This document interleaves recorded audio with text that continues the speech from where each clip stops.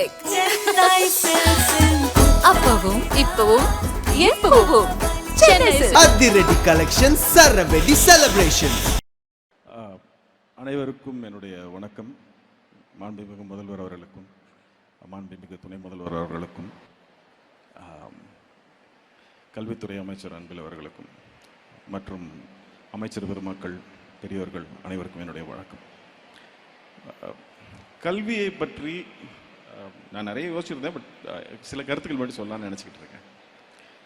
கல்வியை பற்றி 2000 வருடங்களுக்கு முன்னால் ஒரு பாண்டிய மன்னன் அவர் ஒரு பாடல் எழுதியிருக்கிறார். இதில் பாலகிருஷ்ணன் ஐயா வந்து பல இடங்கள் அதை பற்றி பேசியிருக்கிறார். அதோடைய கடைசி 4 வரிகள் ரொம்ப முக்கியமானது. வேற்றுமை பொருந்திய நாற்பால் உள்ளும் கீழ்ப்பால் ஒருவன் கற்பின் மேற்பால் ஒருவனும் அவன் கண் படுமே அப்படின்னு சொல்றார். கல்விக்கு வந்து 2 குணங்கள் இருக்கு. அதுல ஒரு குணம் இப்ப இவர் சொல்றது. அது என்ன குணம்னா, கல்வி வந்து கீழே இருக்கிறவன் கற்ற பின்னாடி மேலே இருக்கிறவனும் அவனை மதித்து அவனோடு சேர வேண்டிய கட்டாயத்தை ஏற்படுத்தும். இது முதல் காரணம். 2வது, கல்வி என்ன செய்யும் அப்படின்னா, அதை எழுதிட்டே வந்திருக்கேன். விவேக சிந்தாமணி அப்படிங்கிற ஒரு புத்தகத்தில் ஒரு பாடல் இருக்கு. வெள்ளத்தால் போகாது, வெந்தனலால் வேகாது, மண்ணலாலும் கொள்ளலாகாது, மன்னராலும் எடுத்துக்க முடியாது, கொடுத்தாலும் நிறைவொழிய குறையாது. அது என்னன்னா, நாம் எதுக்கு படிக்கிறோம்?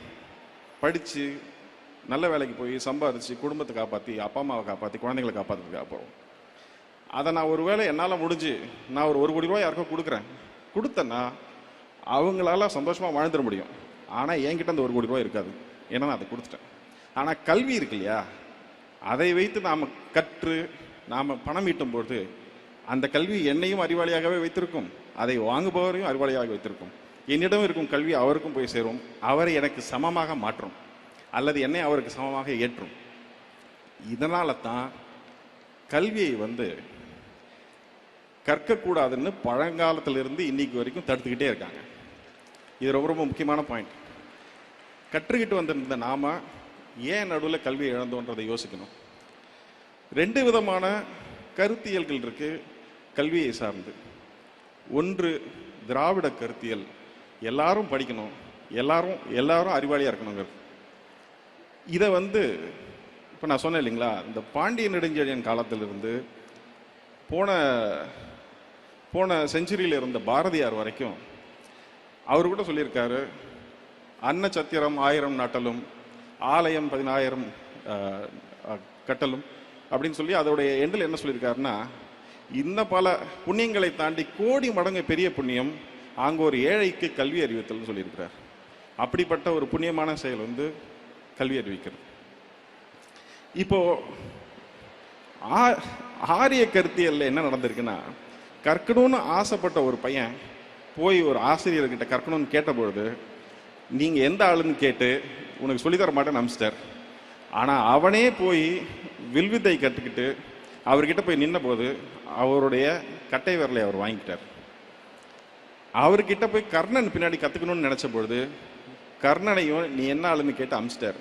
அவர் கிருபாச்சாரியார்கிட்ட போய் கேட்ட பொழுது அவர் கேட்கும்பொழுது இல்லை நான் மேட்டுக்குடின்னு சொல்லி அவர்கிட்ட தொழில் கற்றுக்கிட்டார். ஆனால் அவரும் அப்படிப்பட்டவர் இல்லைன்னு தெரியும் பொழுது அவர்கிட்ட நீ கற்ற கல்வியெல்லாம் உன்னை விட்டு ஒரு நாள் போய்விடும் சொல்லி சாபம் கொடுத்து அதையும் பிடிங்கிறார். இப்படி துரோணாச்சாரியார், கிருபாச்சாரியார் ஆரம்பித்து ராஜகோபாலாச்சாரியார் வரைக்கும் நாம் படிப்பதை தடுத்து கொண்டே இருக்கிறார்கள். ஆனால்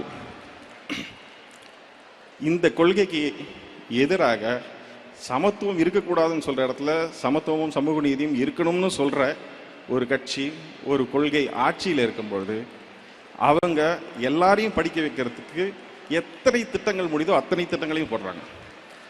காலை உணவு கொடுக்குறாங்க, நான் முதல்வன் இருக்கு, தமிழ் புதல்வன் இருக்கு, இந்த இப்படி அவங்க ஒரு வரிசையாக திட்டங்கள் போட்டு எப்படியாவது படிச்சிருக்கன்றாங்க.